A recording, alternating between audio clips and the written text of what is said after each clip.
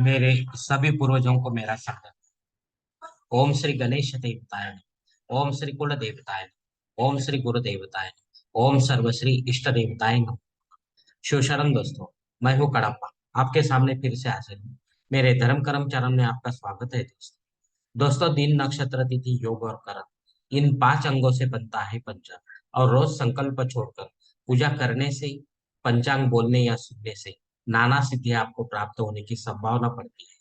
क्योंकि तिथि हमें वैभव देती है, वार हमारी आयु बढ़ाता है, नक्षत्र हमारे सभी पापों को नष्ट करता है, योग हमें जुदाई से बचाता है, और करण हमारी सारी मनोकामनाएं पूरी करता है। लेकिन इसके लिए हमें शास्त्र शुद्ध स्वधर्म का पालन करना चाहिए, अंतःकरण शुद्ध करना चाहिए। वास्तु दोष अगर है तो उसे हमें नष्ट करना चाहिए। हमारा भक्ति मार्ग शास्त्रविद कर्मों से भरा होना चाहिए। आत्मा परमात्मा का मिलन हमारे जीवन का उद्देश्य होना चाहिए। इसके बाद ही हमें कोई सिद्धि प्राप्ति की आशा करनी चाहिए। दोस्तों, अब आपको पंचांग का सुनाने जा रहा हूं। इसका उपयोग आप किसी भी धार्मिक कर्मकांड में आराम से कर सकते हैं।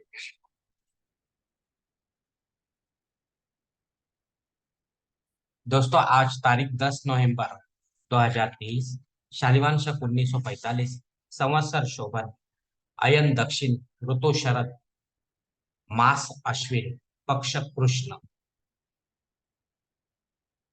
तिथि दोस्तों आज की द्वादशी तिथि है। वार शुक्रवार, नक्षत्र हस्त नक्षत्र है दोस्तों। रात 12 बजकर 8 मिनट के बाद चित्रा नक्षत्र शुरू होगा दोस्तों। तिथि द्वादशी तिथि है जो 12 बजकर 36 मिनट के बाद त्रयोदशी तिथि शुरू होगी। वार शुक्रवार, नक्षत्र हस्त, रात 12 बजकर 8 मिनट के बाद चित्रा नक्षत्र शुरू। योग दोस्तों विष्कम्भ योग है। शाम 5 बजकर 5 मिनट के बाद पृथ्वी योग शुरू होगा। करण दोस्तों तैतिल करण है। दोपहर 12 बजकर 36 मिनट के बाद गरज करण शुरू होगा। और मध्य रात 1 बजकर 21 मिनट के बाद वनिज करण शुरू होगा दोस्तों। दोस्तों, प्रमुख ग्रहों की राशि स्थिति सुबह 5:30 बजे कुछ इस तरह होगी। सूरज जो है तुला राशि में होगा, चांद कन्या राशि में, गुरु मेष राशि में, शनि देव अपने कुंभ राशि में होंगे। बंबई क्षेत्र में सूरज का आगमन और निगमन कुछ इस तरह होगा दोस्तों। आगमन जो है सुबह 6 बजकर 44 मिनट पर होगा, और निगमन जो है शाम 6 बजकर 1 मिनट पर होगा दोस्तों। दोस्तों, इस पंचांग के आधार पर आज के नित्य देव पूजा का संकल्प अब हम छोड़ते हैं। इसके लिए अब आप अपने दाहिने हाथ के हथेली पर थोड़ा सा जल, थोड़े अक्षत, एक फूल या फूल की पंखुड़ी ले दोस्तों, और ये संकल्प को बोलना शुरू कर दें दोस्तों। हरो शिव शिव शंभो राज, प्रवर्त मानसते प्रभा, द्वितीय पराते श्वेत वराह कल्पे, वैवस्वत मन, कलियुगे प्रथम पादे, जम्बूद्वीप भरत खंड, मेरो दक्षिण दिक्पाते, महाराष्ट्र देश, व्यापारिक चांद्र, शालिवान शक 1945, प्रभादी षष्ठी संवत्सरों में, शोभन नाम संवत्सरे, दक्षिणायनी शरद ऋतु, अश्विन मासे कृष्ण पक्षे, शुक्रवार वासरे, हस्त नक्षत्र, विष्कंभ योगे, तैतिल करने, द्वादशी शुभ दिन, वीर गोत्र में उत्पन्न मैं कड़ापा मोह पात्र दुरित क्षय द्वारा श्री पार्वती पति परमेश्वर प्रीत्यर्थ विधि विधान से पंचोपचार नित्य देव पूजा करिष्ये एवं इष्टलिंग पूजा करिष्ये। दोस्तों, यह संकल्प यहीं पर खत्म हो चुका है। अब आप आपके दाहिने हाथ के हथेली पर थोड़ा जो संकल्प का पानी है वो सामने वाली थाली में छोड़ दो दोस्तों।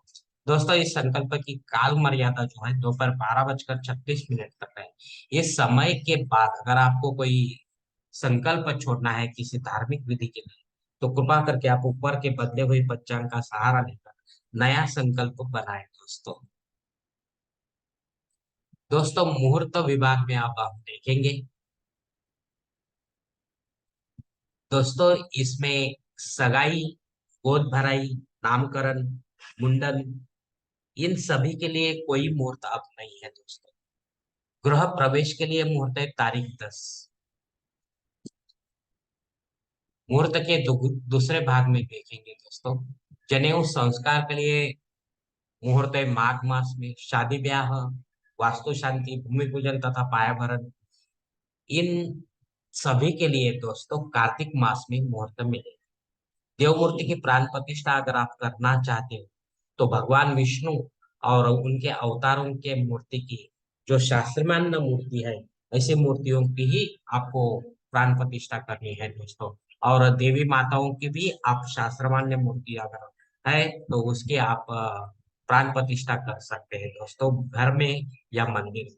लेकिन पंडित के माध्यम से आपको ये विधि करना है दोस्तों, देव काल।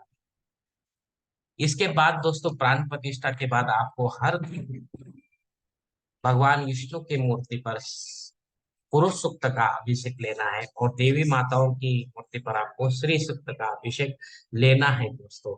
तब जाकर ये मूर्ति जागृत रह सकती है दोस्तों। और जिस दिन आपका यह अभिषेक खंडित हो जाएगा दोस्तों, उस दिन मूर्ति भी खंडित हो जाती है दोस्तों। दोस्तों ऊपर दिए गए कुछ मुहूर्तों में समय की पाबंदी हो सकती है।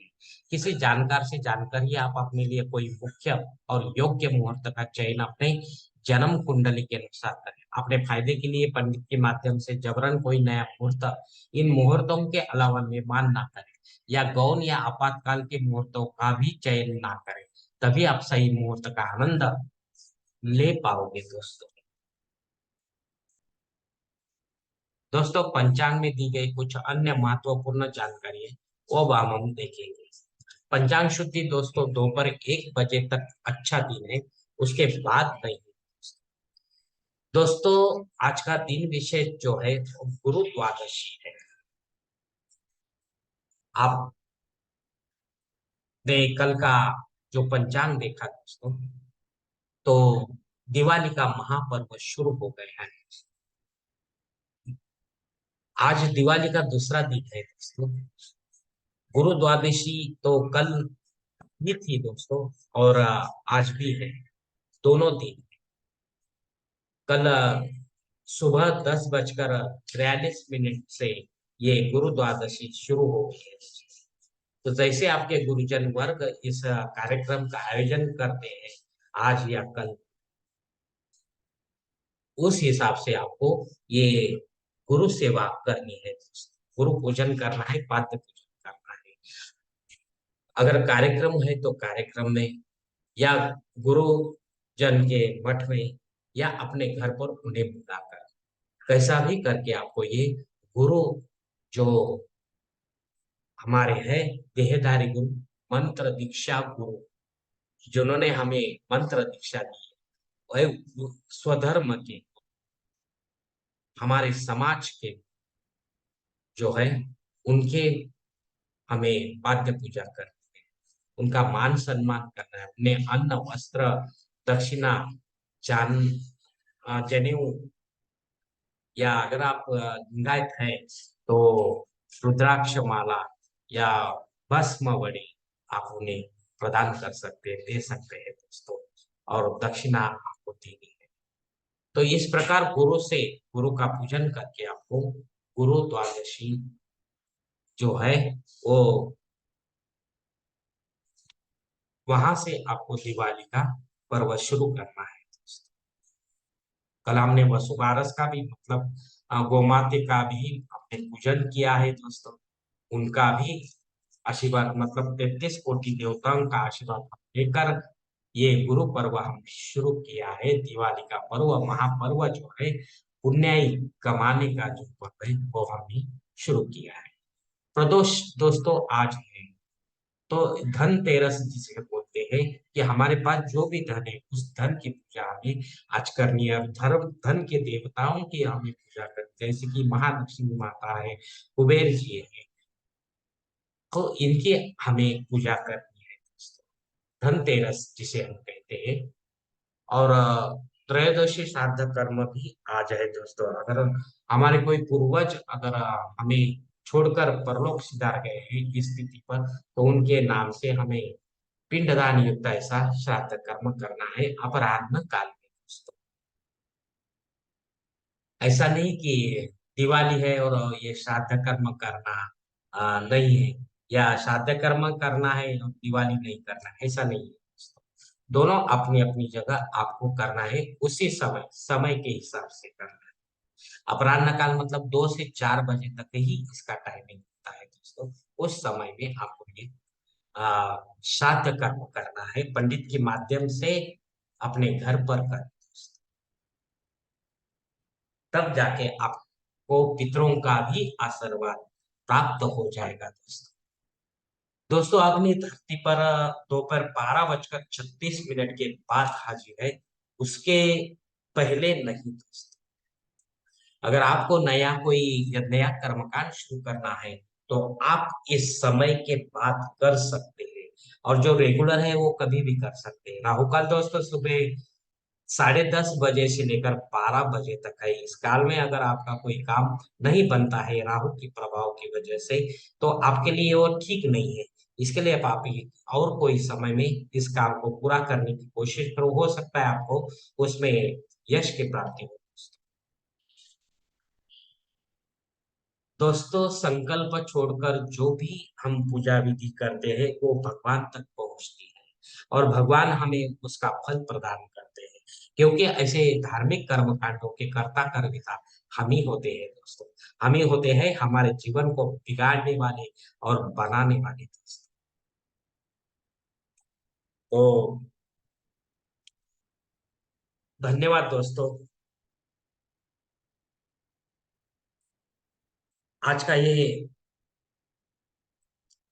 पंचांग जो वीडियो है मैं यहीं पर खत्म कर रहा हूँ। अगर आप मेरे विचारों से सहमत है तो कृपा करके मेरा धर्म कर्म चैनल सब्सक्राइब करो, लाइक करो, आपकी फैमिली और दोस्त परिवार के साथ शेयर, और कमेंट्स बॉक्स में आप अपना कमेंट जरूर दें दोस्तों। दोस्तों मेरा अगला वीडियो आप तक पहुंचने के लिए बेल बटन को अवश्य दबाएं। धन्यवाद दोस्तों, हमारी अगली मुलाकात होने तक आप खुश रहे, आनंदी रहे और प्रसन्न रहे दोस्तों। शिव शंभू, हरि ओम, शिव शंभो महादेव।